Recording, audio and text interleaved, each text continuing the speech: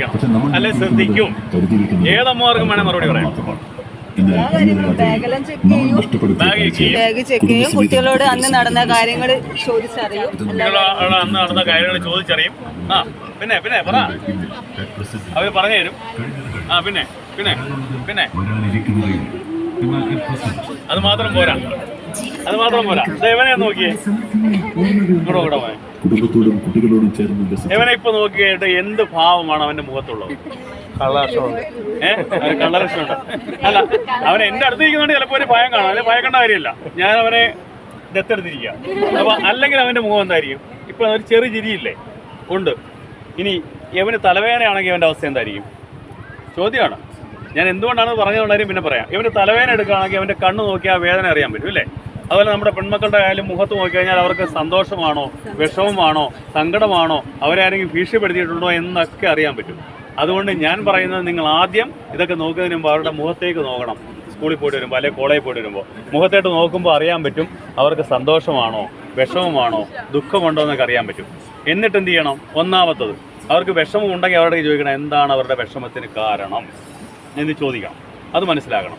രണ്ടാമത്, അപ്പോൾ ഇത്രയും കാര്യങ്ങൾ സംസാരിച്ച് അവരുടെ മുഖത്ത് നോക്കി 2 വാക്ക് 2 മിനിറ്റ് സംസാരിച്ച് കഴിയുമ്പോൾ അവരുടെ മുഖഭാവം നമുക്കറിയാൻ പറ്റും, അവരുടെ മനസ്സിലിരിപ്പ് നമുക്കറിയാൻ പറ്റും. എന്തുകൊണ്ടാണ് അങ്ങനെ ചോദിച്ചതിന് കാരണം മനസ്സിലായോ? അതായത് കഴിഞ്ഞ ദിവസം പത്രം വായിക്കുമോ? വായിക്കത്തില്ലല്ലോ, നല്ല ശീലമില്ലല്ലോ. അതുകൊണ്ടാണ് ഞാൻ പറയുന്നത്. കഴിഞ്ഞ ദിവസം 4ാം ക്ലാസ്സുകാരിയായ ഒരു കുട്ടിയുടെ ബാഗ് അമ്മ പരിശോധിച്ചപ്പോൾ 2500 വില വരുന്ന ഇലക്ട്രോണിക് സിഗരറ്റ് ആ ബാഗിൽ നിന്ന് കിട്ടി. ആ 4ാം ക്ലാസ്സുകാരിയായ 9കാരിക്ക് എവിടെ നിന്നാണ് ഇലക്ട്രോണിക് സിഗരറ്റ് കിട്ടിയത് നമ്മൾ ചിന്തിക്കണ്ടേ? എവിടുന്ന് കിട്ടി?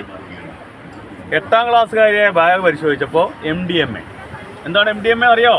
മാരകമായ മയക്കുമരുന്നായിട്ടുള്ള MDMA ആണ് 8ാം ക്ലാസ്സുകാരിയായ ബാഗ് പരിശോധിച്ചപ്പോൾ കിട്ടിയത്. ആ കുട്ടി ആത്മഹത്യ ചെയ്തു. കാരണം എന്താണെന്ന് അറിയണ്ടേ? 8ാം ക്ലാസ്സുകാരി ആത്മഹത്യ ചെയ്യുന്നതിന് കാരണം എന്തായി?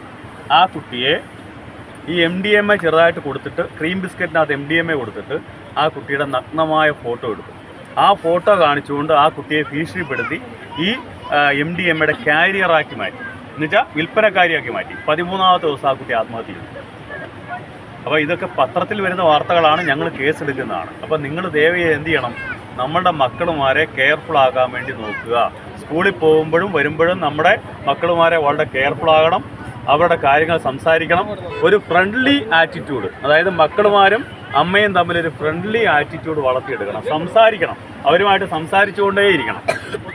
അതുപോലെ തന്നെ ആവശ്യമില്ലാതെ മൊബൈൽ ഫോണുകൾ കൊടുത്ത് കളിപ്പിക്കേണ്ട. കൊച്ചു കുഞ്ഞുങ്ങളിപ്പോൾ മൊബൈൽ ഫോൺ കൊടുത്താലേ അവർ ആഹാരം കഴിക്കും. ആ ശീലമേ വേണ്ട. കാരണം കഴിഞ്ഞ ദിവസം കണ്ടോ അമ്മയുടെ കഴുത്തറുത്തത്? 14കാരൻ അമ്മയുടെ കഴുത്തറുത്ത കണ്ടോ? ഇവിടെ 14കാരനായിട്ടുള്ളൊരു കുട്ടി, അല്ല 8ാം ക്ലാസ്സിൽ പഠിക്കുന്ന കുട്ടി തൊട്ടപ്പുറത്ത് ആത്മഹത്യ ചെയ്തു. എന്താ കഴിച്ചതറിയോ? ആ അമ്മയുടെ മൊബൈൽ ഫോണിലെടുത്ത് കളിച്ചിട്ട് 1.87 ലക്ഷം രൂപയാണ് ഗെയിമിങ്ങിലൂടെ നഷ്ടപ്പെട്ടത്. 1.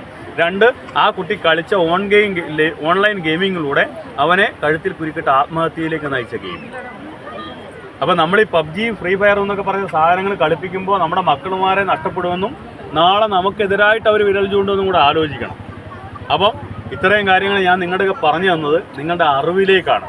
കഴിഞ്ഞ ദിവസം കണ്ട ഒരു കാര്യം കൂടെ പറയാം. കഴിഞ്ഞ ദിവസം 9ാം ക്ലാസ്സുകാരിയായ ഒരു കുട്ടി, ഇത് വീഡിയോ എടുത്തില്ലെങ്കിൽ കുഴപ്പമില്ല, ഞങ്ങളെ കണ്ട അനുഭവമാണ്. 9ാം ക്ലാസ്സുകാരിയായ ഒരു കുട്ടിയുടെ കട്ടിലിനടിയിൽ 3 ദിവസമായിട്ട് അവൻ്റെ കാമുകൻ ഒളിച്ചിരിക്കുകയാണ്. ആ കുട്ടിയുടെ +1 പഠിക്കുന്ന ആ കുട്ടിയുടെ ചേട്ടത്തിക്ക് അറിയാമായിരുന്ന ഒരു സംഭവം. എന്നിട്ട് പോലും അമ്മ അറിഞ്ഞില്ല, 2ാമത്തെ നിലയിൽ. അപ്പോൾ 3 ദിവസം കഴിഞ്ഞപ്പോഴാണ്.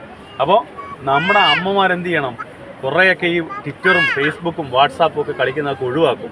നമ്മുടെ മക്കളുടെ സേഫ്റ്റിക്ക് വേണ്ടി, നല്ലതിന് വേണ്ടി അവരെ ഒന്ന് വാച്ച് ചെയ്യുക. മൊബൈൽ ഫോണിലുള്ള കളിയൊക്കെ ഒന്ന് ഒഴിവാക്കിക്കുക. കൊച്ചു കുഞ്ഞുങ്ങൾക്ക് കൊണ്ട് മൊബൈൽ ഫോൺ കൊടുത്ത് കളിപ്പിക്കണ്ട. ഇപ്പോൾ കണ്ടില്ലേ, മൊബൈൽ ഫോൺ ഇങ്ങനെ തോണ്ടിക്കൊണ്ടാണ് ആഹാരം കൊടുക്കുന്നത് ചെറിയ കുഞ്ഞുങ്ങൾക്ക് വരെ. അത് ശീലിപ്പിക്കേണ്ട. ആ ശീലങ്ങളൊക്കെ മാറ്റുക. അത് തെറ്റായ ശീലങ്ങളാണ്. അത് നാളെ നമ്മുടെ മക്കൾക്കും നമ്മുടെ കുടുംബത്തിലൊക്കെ ദോഷം വരുമെന്നുള്ള കാര്യം ഒന്ന് മനസ്സിലാക്കുന്നത് നല്ലതായിരിക്കും.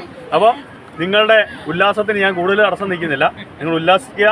നമ്മുടെ മക്കളുമാരുടെ കാര്യം നോക്കണം. 2 കാര്യങ്ങളാണ്. ഇത് ഡ്രൈവിൻ ബീച്ചാണ്. കഴിഞ്ഞ ദിവസം ഇവിടെ ഒരു ആക്സിഡൻറ്റ് നടന്നു. 4 വയസ്സുള്ളൊരു കൊച്ചിന് ആക്സിഡൻറ്റ് പറ്റി. കാരണം കരയിലേക്ക് പോകുമ്പോൾ അവർക്കറിയില്ല. അവർ ഡ്രൈവിൻ ബീച്ച് എന്ന് പറയുമ്പോൾ അവർ വിചാരിക്കാണ്ട് ഭയങ്കര സ്പീഡിൽ പോകേണ്ട ബീച്ചാണ്. അല്ല, ഇവിടെ സഞ്ചാരികളും വരും. പെതുക്കെയാണ് ആൾക്കാർ പോകേണ്ടത്, ഡ്രൈവിംഗ് നടത്തേണ്ടത്. അപ്പോൾ നമ്മുടെ മക്കളുമാരൊക്കെ കൈവിട്ട് പെട്ടെന്ന് ഓടിപ്പോകുമ്പോൾ അവർക്ക് ആക്സിഡൻറ്റ് ഉണ്ടാകാണ്ട് നോക്കേണ്ട ചുമതല നമുക്കാണ്. ഈ 2 കാര്യങ്ങൾ നിർബന്ധമായിട്ട് നിങ്ങൾ നോക്കണം. മക്കളുമാർ